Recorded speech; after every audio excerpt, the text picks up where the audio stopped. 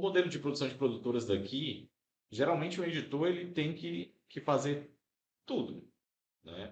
Ele monta o filme, ele ajeita o áudio, ele faz o motion design que hoje existe, ele dá a correção de cor, né? Então, eu acredito que você pegou todas essas partes e teve que ir aprendendo com o tempo. Como é que foi isso, Paulo? É, naquela. Não dava para ser só montador, né? Não, não, a gente finalizava tudo, mas assim, dentro do possível, assim, né? E dependia do trabalho também. Tinha trabalho que tinha mais dinheiro, então teve esse tipo vinheta na época, assim, quando começava a gente não fazia nada não. Sim, entendi. Era tudo, tinha que fazer uma vinheta para um comercial, era feito por fora. Mas hoje em dia você trabalha com isso, fazendo. Sim, sim, não, inclusive acho que foi um dos pioneiros aqui a usar After Effects aqui. Eu imaginei. Eu comecei a brincar, ganhei uma versão pirata de um amigo, quer dizer, um HD, junto com um monte de programas pirata na época, e um deles era After Effects, versão 3 na época, né? Sim. E acho que foi em 98, mais ou menos, comecei a fuçar um pouquinho, que era mais por curiosidade, assim, né? Legal, dá para fazer isso, dá para o quê, dá para fazer... Aham. Comecei a brincar mais por curiosidade mesmo, e aos pouquinhos eu fui assumindo essa parte do grafismo e tal, mas por querer melhorar mesmo, né? Porque se a gente não tinha dinheiro para alguém fazer aquela vinheta 3D e tal, a gente fazia o possível, assim, né?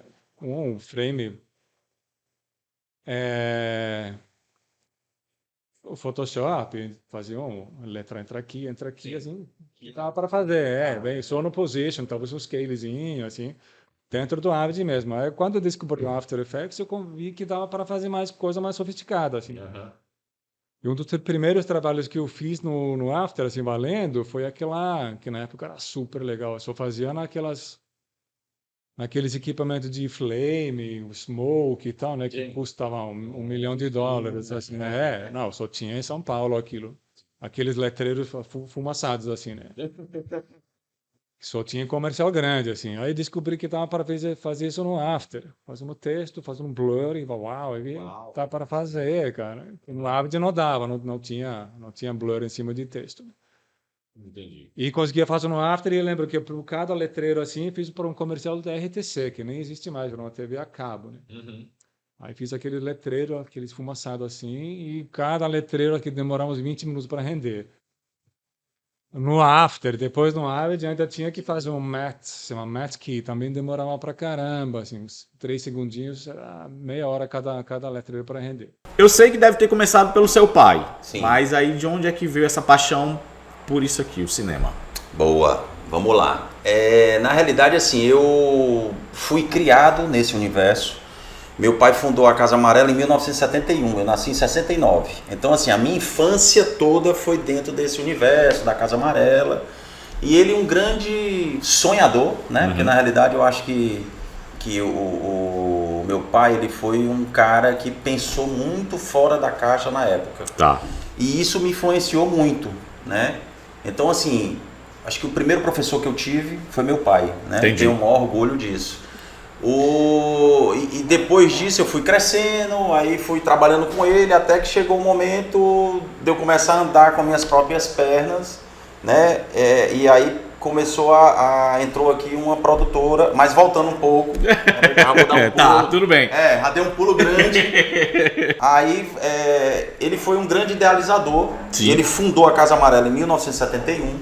Inclusive tem um filme agora que foi lançado no Cine Ceará do ano passado, que se chama Saravá, Meu Avô, que é um filme que a minha filha, que nasceu 2 anos depois da morte dele, Tá. Se formou em cinema e tinha que elaborar um projeto. produto, um projeto. E esse projeto é o Saravá, Meu Avô. A gente gostou muito, eu e o Volney, pegamos ela e a gente deu um outro corpo maior, Sim. Virou uma longa-metragem, né, que vai ser lançado, vocês vão saber, Saravá, Meu Avô, não perca.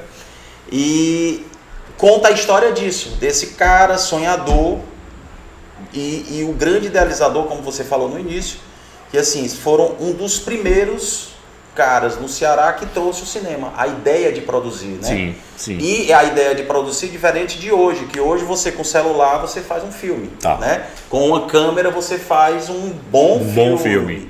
Então assim, a democratização da imagem ela veio crescendo a partir dessas novas tecnologias, né? No período dele não, tinha que ser em cinema, tinha que ser em 35, caro. Na época não tinha nenhuma lei de incentivo, só tinha a Embrafilme, que era a única que liberava recursos para produções. E o Ceará, ele tem hoje um resultado muito grande em relação ao cinema brasileiro. Assim, não é nem uma megalomania falar isso, mas assim, graças a esses passos iniciais dele que geraram a primeira turma de cineastas aqui cearenses que foram para Cuba, foi a partir dele. Vamos para Cuba? Exatamente. Né? Então, assim, ele tem essa semente. Querendo ou não, os teus filmes são filmes culturais que remetem a uma determinada região. A gente tem hoje, isso obviamente sem querer polemizar em nenhum momento, a gente tem hoje a cultura dos filmes que ainda bem que o Hal debutou. Um mérito em evidência a gente aqui no Nordeste. A cultura da comédia, mas os teus filmes eram culturais partindo para outro viés, um viés um pouco mais sério, mais de raízes culturais mais sérias. Coisa de memória também. De memória afetiva que a gente tem. Não, que o do Halder também não seja, que querendo ou não também é memória afetiva. Quais as diferenças que tu vê entre um e outro, assim? Pra ti, que produz filme, e pro teu amigo, que é o Halder também, que produz um tipo de filme cultural, assim. Tu vê quais as diferenças que tu nota, assim, basicamente, sobre isso? Rapaz, primeiro tem a diferença imensa entre eu e o Halder. O Halder é uma figura inacreditável, a capacidade dele de acreditar nas coisas, ele vive aquilo, né? Eu queria ter 1% dessa capacidade que ele tem. Eu quero ter 1% de chance dele estar aqui também. Ele vem, tá doido, cara. Figuraça e tal. O Cine Hollywood, cara, quando eu vi o Cine, ele foi me mostrar antes. Que foi feito na companhia, o primeiro curta. Não, né? Depois do curta, o Cine Hollywood. Não, o Cine Lembra que eu assisti um filme, ele me chamou lá e tal, eu e o prefeito de Sobral, o Hilário. Quando acabou o filme, o que eu vou dizer pro Halder e tal, que ele tinha uma expectativa de que o filme. Aí eu falei pra ele, cara, esse filme é do caralho, aí vai... Posso falar nome feio aqui, claro. Pode. Esse filme vai dar super certo e tal, mas esse super certo que eu achava, cara, era só aqui, né? O cara conseguiu, extrapolar os limites e ficou mantendo essa fórmula de outros filmes e dando certo e tal. Exato. Meio que ele aproveitou, cara, assim, ele sabe disso, né? É aquela coisa de... Depois é que a gente vai ver atrás. Que é a história do Aragão, do cinema do Aragão. Mazzaropi, essa comédia bem popular e tal. E o Halder ocupou esse espaço aí. Né? Ele veio substituir um espaço que estava escondido, estava deixado de lado. Exatamente. Né? Verdade. Então, assim, primeiro começa por aí, essa coisa dele, do vigor dele, de acreditar o negócio. Assim. No primeiro momento, o filme foi super desacreditado. Ele sabe disso. Eu sei de história do começo do filme. Pô, esse filme não vai dar certo. Os produtores dizendo, os distribuidores. E depois ele convenceu que os caras estavam errados. Você é uma pessoa que faz locução, faz texto, que preza muito para reunião com o cliente, para saber o que é que ele realmente quer. E é um dos únicos diretores aqui da cidade que realmente é um diretor de cena, de formação de cena, para dizer assim, não, eu só gravo com o meu diretor de fotografia do lado, porque eu tenho que me concentrar nessa situação. De onde começou essa formação assim? Quando eu se estabilizou justamente isso aí? Eu saí da agência rapidamente, não fiquei muito tempo na agência, eu saí rapidamente e fui trabalhar numa TV. Uma TV que tinha um projeto de produzir programas e automaticamente também de se transformar numa produtora. Eu cheguei lá para trabalhar justamente fazendo direção de arte que era necessária na TV. Entendi. Em Barretos, no interior de São Paulo também, que é a cidade que eu nasci. Quando eu voltei para Barretos, na verdade, né, eu estava em Ribeirão Preto, voltei para Barretos para assumir esse espaço nessa TV Soares Educativa, que já nem existe mais, que era do Grupo Soares, que era um grupo de educação. Eu fui no intuito de trabalhar com a área de arte, não era para trabalhar com vídeo. Mas na agência, eu já havia experimentado e gostado muito de participar. Tá. E quando eu comecei no processo de realmente de estar ali participando, porque era uma TV, era uma produtora, não tinha como. Eu fiz questão de aprender tudo. Tudo. Tudo que tinha dentro da TV. Eu enrolava cabo, eu virei assistente. Meu cargo não era esse, mas eu quis aprender tudo. Quis aprender a editar, quis aprender a operar a câmera, quis aprender tudo que era possível, que eu poderia, porque eu descobri que eu só conseguiria ser mandar... Se soubesse todas as partes. Pedir. Sim. Porque não tem... Quando eu falo mandar, é assim, eu não tinha como chegar e falar assim, escuta, eu quero que essa cena seja assim. O cara fala, não, isso não dá para fazer, isso é muito... Então, assim, eu tive pouquíssimas experiências, falei, não, agora eu quero entender. Para poder chegar e falar, não, é assim que eu quero, é dessa forma. Então, isso foi uma coisa que... Legal. Agora, só que é o seguinte, aí chega a história da direção de cena, que você falou. Demorou muito para eu ter coragem de falar assim, não, eu sou diretor. Demorou muito, porque era só eu falar, eu seria. Seria um diretor. Mas eu não tinha segurança, não tinha... Demorou muito para eu chegar um dia e falar assim, não, realmente agora eu sou um diretor. Porque eu Mas já fazia filmes antes? Assim, só não assinava, não, só não dizia, não, eu sou um diretor. Não gostava de falar, assim, não era uma coisa que não vinha assim, naturalmente. Não, o que você faz? Sou publicitário. Tipo, naquelas fichas de profissão, publicitário. Eu só coloco publicitário porque nunca tem diretor, nem editor, nem nada. Até explicar o que é diretor de cena. Mas demorou para eu assumir. Foi um processo longo, assim, até porque a partir do momento que a gente começa a realmente fazer o trabalho de direção e comandar, porque para mim direção não é só o lado artístico, eu acho que o mais importante é o lado de organização, o lado de ter ali o controle das coisas, de você saber realmente quem está com quem é a sua equipe e saber exatamente tudo que está acontecendo ali. Para mim esse é o grande segredo de direção, mais do que até... mas tão importante quanto essa parte artística. Ser remunerado pela sua atuação é bem complicado, principalmente no Ceará, eu acho, né? Então, assim, tu recebe muita proposta. Como é o trabalho de atriz e dá para viver como... Não. Eu vou ser bem honesta. Quando as pessoas chegam para mim e falam assim, porque eu quero ser ator, eu quero ser atriz, eu falo assim, tenha um plano B.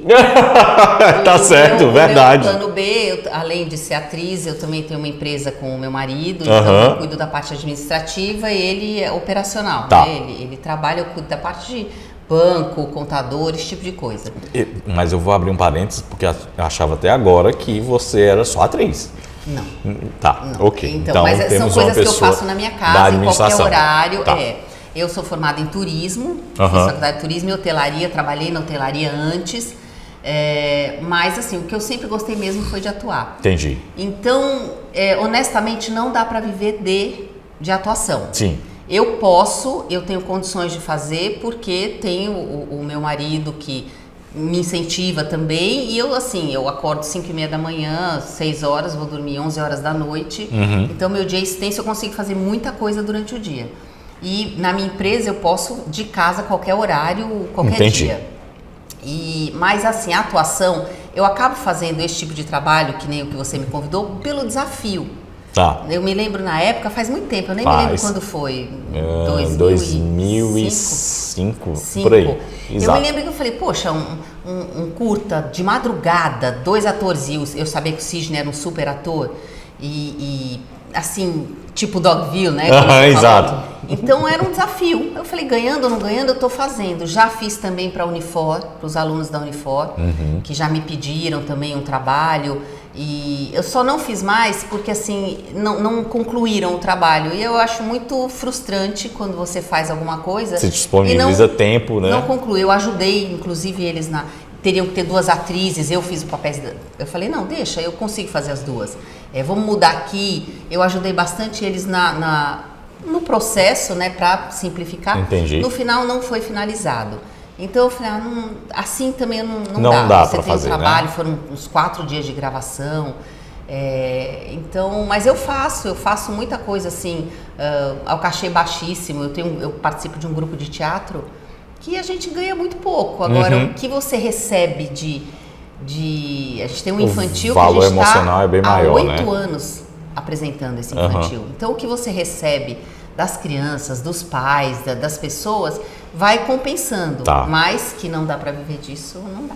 Tu já trabalhou, tu é uma pessoa conhecida, já narrou toda uma história bacana de sucesso, mas eu sei que tem trabalhos internacionais nesse currículo, né? Tem um perfume da Tem Ferrari, Ferrari. E eu fiquei sabendo que tem um clipe da Selena Gomez. Tem um clipe da Selena Gomez. Ah, pois me conte essas duas produções. Assim, logo eu freelancer, né, traçando aí o meu caminho, na minha caminhada, eu conheci a Terra Vista Filmes, né? Sim, a produtora. a produtora. Do Fernando, da Ednei. Tá. E aí eu fiz muito trabalho com eles, assim, muitos. E houve a oportunidade de, e por intermédio deles, fazer esse Ferrari, que é uma marca de perfume. Foram 2 perfumes, eu acho. Mas, enfim, gravamos aqui em Fortaleza. Foi a minha experiência mais, eu acho, que até então, mais punk mesmo, assim, sabe? Onde trabalhei com diretores italianos, com italiano, com americano, com paraguaio, com... O diretor de arte era do Paraguai, eu acho, era uma diretora de arte, ou era do Uruguai. O Jorge Floreta, que já veio de fora também. Já veio do Uruguai. Exatamente. Aí eu tinha os 2 diretores italianos de fora, cliente da Itália, tinha gente da Espanha, tinha gente assim... Então foi um carnaval muito, muito, muito gostoso de se fazer. Uma produção cosmopolita. Totalmente. E o filme completamente cosmopolita também. Entendi. Assim, se você olhar, no olhar da gente, assim, não parece nem que seja Fortaleza. Né? De verdade, porque a gente conseguiu dar uma outra cara para a cidade, entendeu? Uhum. Eu não estou desmerecendo a cidade de Fortaleza, Sim, só estou dizendo que a gente aproveitou do que tinha de melhor, com outro olhar, Sim. e a gente conseguiu diversificar Até porque aquela visão que se tinha de Fortaleza. Pronto, por um olhar de outras lentes, se tornou uma outra cidade. Uma outra cidade, até porque é um projeto que não é daqui, então ele não pode ter a localidade daqui, né? Exatamente. Exato. Então, assim, modelo, sei lá, de Portugal. Gente, foi assim mas eu acho que foi quando foi eu acho que o primeiro pé da Mutante na minha vida aconteceu ali. Entendi. Entendeu? Eu acho que o amadurecimento que isso me trouxe foi absurdo, assim. A gente tem, hoje em dia o avanço da internet está aí, a gente tem mais, a mídia está mais na rede social. O outdoor, ele ainda se faz presente na fotografia publicitária em Fortaleza? Pode começar aí, Ken. Não, essa eu vou deixar para o nosso amigo que falou, veterano, né? Eu sou aprendiz aqui do mestre aí, né? Depois eu respondo. Vamos lá, se faz. Ainda, se você for ver, ainda tem várias campanhas grandes, né? De internet, principalmente de internet, que são os concorrentes maiores, que um fulano famoso faz uma campanha, o outro faz outra campanha, outro faz outra campanha. Todo mundo vai para o outdoor, né? E também, nos interiores roda muito ainda. A gente faz a gente faz muita campanha de shopping, de internet nos interiores, que tem umas companhias de internet de menores e tudo. Sempre rola um outdoorzinho, alguma coisa assim. Prefeitura também do interior gosta muito disso. Aí. E o detalhe técnico, né? Quando a gente vai fotografar, geralmente uma campanha, por exemplo, eu fotografo JPEG e o RAW, justamente imaginando essa utilização da imagem para um outdoor, para uma coisa maior, entendeu? Mas qual é a diferença, assim? Que assim, se você fotografar...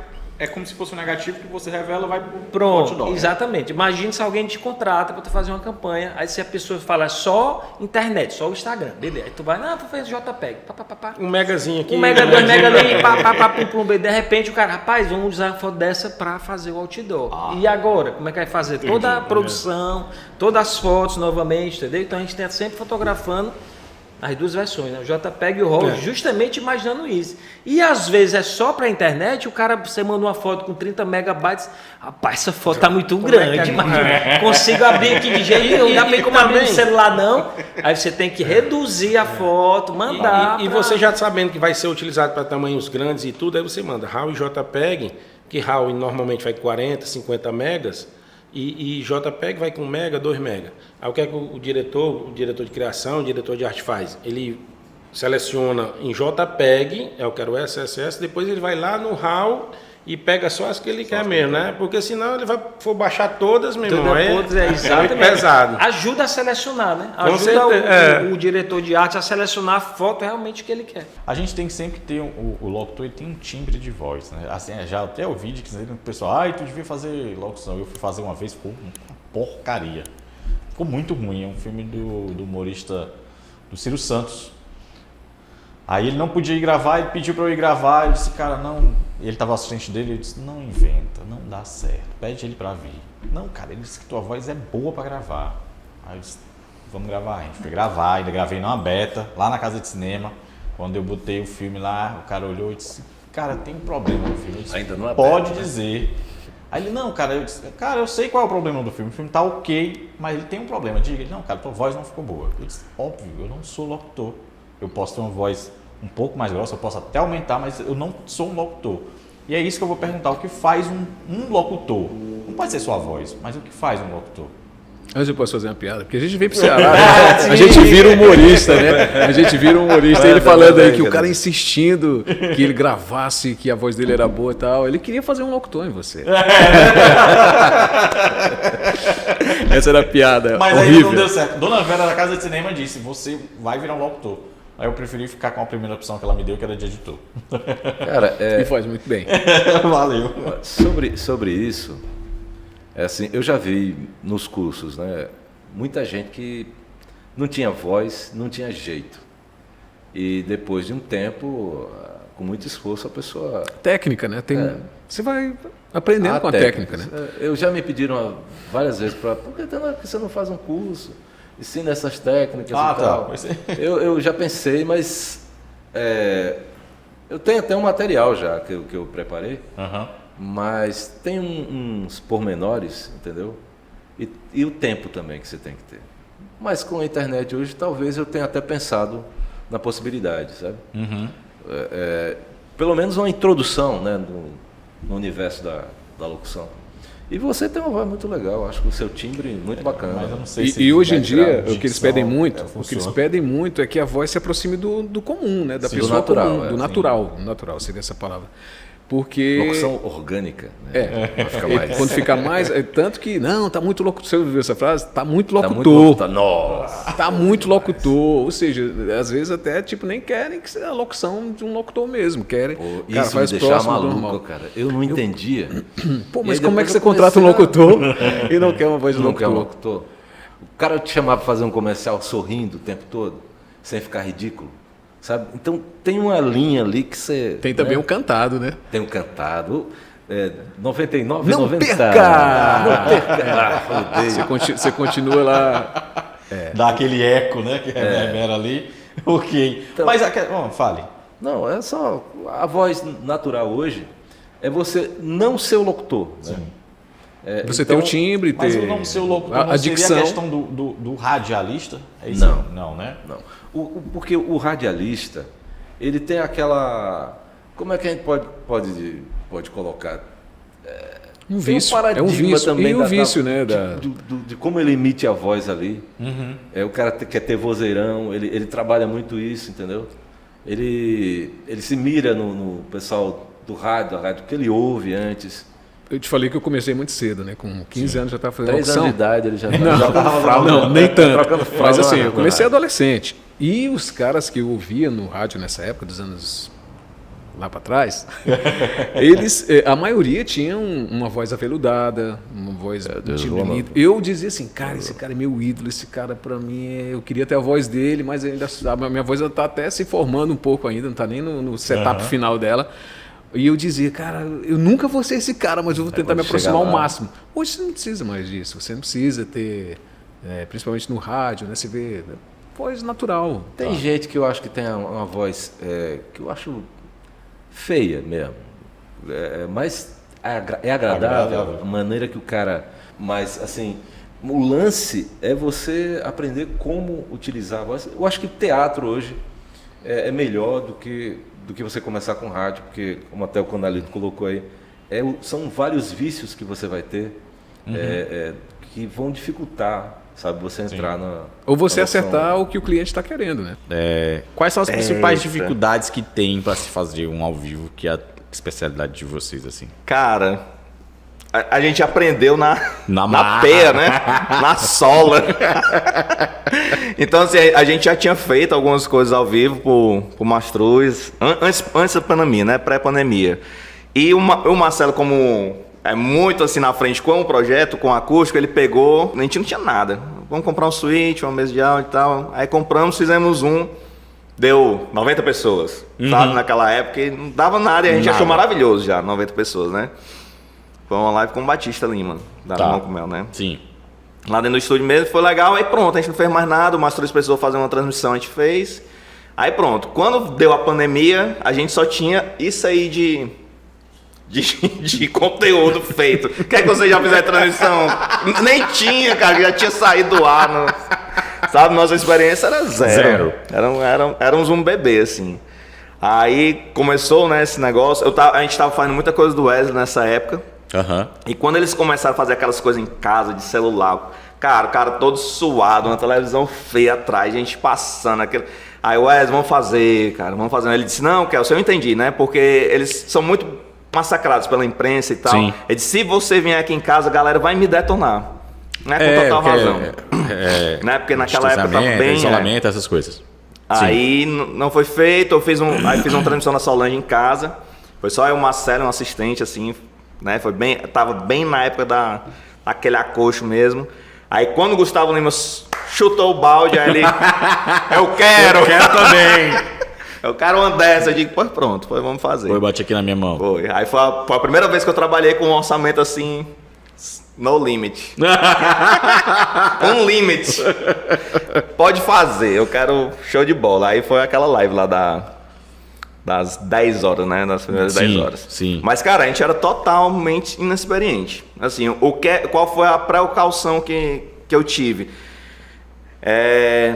Eu fui com equipamento muito robusto, né? Todo broadcast mesmo, tudo na fibra. Tudo no backup, tudo dobrado, internet dobrado, switch dobrado. As câmeras lá eram 4 operadores e 9 câmeras, né? Porque eu eu pedi para ele fazer os 3 cenários, né? Convenci que foi uma história também que ele não queria de jeito nenhum, Wesley. E eu convenci ele a ter os outros cenários, né? Então eu deixava 4 no jardim, aí ficava o Adriano Arruda com a câmera no link.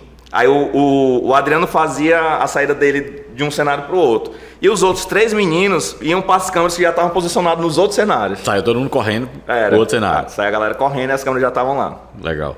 Aí assim, mas, cara, foi aprendizado mesmo. Na P. Mas aprendizado, mas tu inventa de colocar já um bocado de cenário pra quem não tava com experiência. Zero experiência. Né? É porque assim, eu tinha total noção de como fazer, né? Mas nunca tinha feito. Entendi. E o que conta, cara, é essa expertise, né? Sim, com certeza. Principalmente no vídeo. O que é que você vende? A expertise. Cara, faz comigo que vai ficar bom. Consegue dar mais não hoje em dia para as coisas? Consigo. Hoje em dia eu dou mais não em tudo, assim, na vida. Não, até porque o dia só tem 24 horas, não dá, né? Não, e aí eu falo, não, pra quê? Não vai mudar em nada. Não é uma coisa que eu quero muito fazer. Não é uma coisa que financeiramente vai mudar muito, sabe? Então, aí eu falo, não, eu já falei não uma vez, inclusive, porque eu tava cansada. Eu falei, olha, pra ganhar isso, eu prefiro ir pra casa dormir. Que eu tô muito cansada, já aconteceu. Então, mas é coisa ainda vou passar por isso. Que você vai, que parece que, não é, mas é que tem coisa que você põe na balança e fala, não. Sim. Sabe? Então, eu consegui ao longo da vida, porque é isso, gente, eu trabalho também há muito tempo. Sim. Então, se eu não conseguir em algum momento olhar e falar, não preciso disso, eu já fiz, eu já sei o que eu sinto fazendo um trabalho que eu tô fazendo, que eu não tava 100% a fim de fazer. E aí não tem porquê. Bruna, foi um prazer enorme ter você aqui, eu adorei. Obrigada. Assim, satisfação. Imagina. Poder falar de podcast com uma pessoa que entende de podcast. Estamos aí aprendendo, né? Também muito é uma novidade. Obrigada a você. Mais vezes, tá bom, pode me chamar. Tá ótimo, obrigado, gente. Tchau. Valeu, até uma próxima, hein?